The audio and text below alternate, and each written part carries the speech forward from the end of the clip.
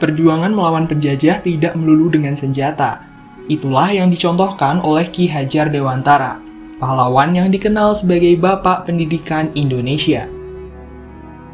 Ki Hajar Dewantara lahir pada tanggal 2 Mei 1889 dengan nama Raden Mas Suwardi Suryaningrat.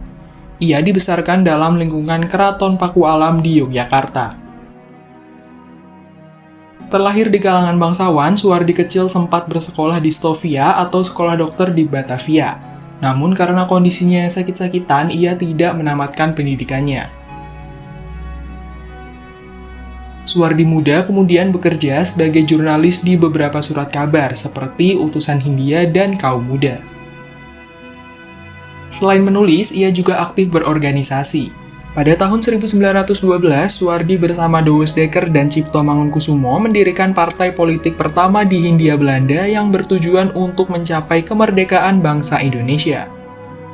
Kritiknya terhadap pemerintah kolonial dalam tulisan berjudul Seandainya Aku Seorang Belanda membuat Suwardi diasingkan ke Belanda pada 1913 bersama Cipto Mangunkusumo dan juga Douwes Dekker yang saat itu membela keduanya.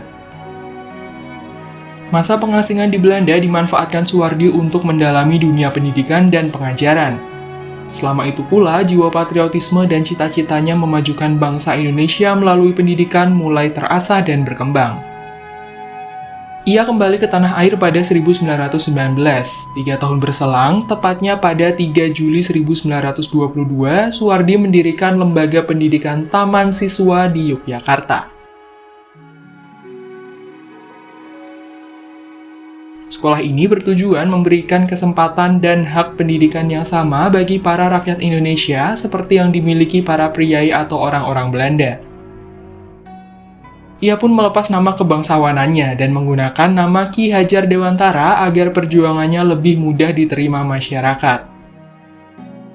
Setelah Indonesia merdeka pada 1945, Ki Hajar Dewantara diangkat sebagai Menteri Pendidikan, Pengajaran, dan Kebudayaan yang pertama di Indonesia.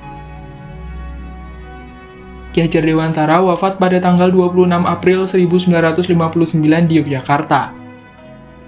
Pada tanggal 16 Desember 1959, hari kelahirannya ditetapkan sebagai Hari Pendidikan Nasional. Ki Hajar Dewantara juga menciptakan 3 buah semboyan yang sampai saat ini masih digunakan di dunia pendidikan. Ketiga semboyan itu adalah Ing Ngarso Sungtulodo, Ing Madya Mangunkarso, Tut Wuri Handayani, yang berarti di depan memberi contoh, di tengah memberi semangat, dan di belakang memberi dorongan. Ketiga semboyan peninggalan Ki Hajar Dewantara itu kemudian menjadi semboyan dalam pendidikan di Indonesia. Bahkan bagian dari semboyan ciptaannya, yaitu Tut Wuri Handayani, menjadi bagian dari logo Kementerian Pendidikan dan Kebudayaan.